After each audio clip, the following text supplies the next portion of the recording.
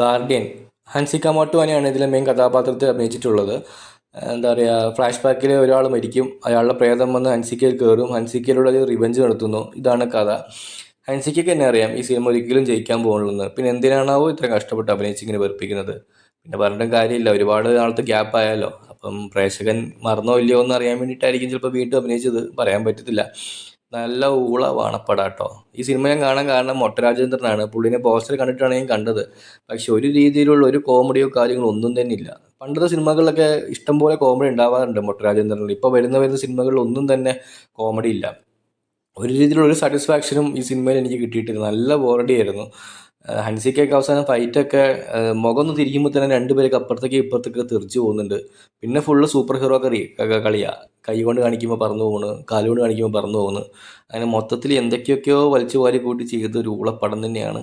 ഒരു കാലത്തും റെക്കമെൻഡ് ചെയ്യില്ല, ഒരു കാലത്തും ആരും തല വെക്കരുത്. Thank you.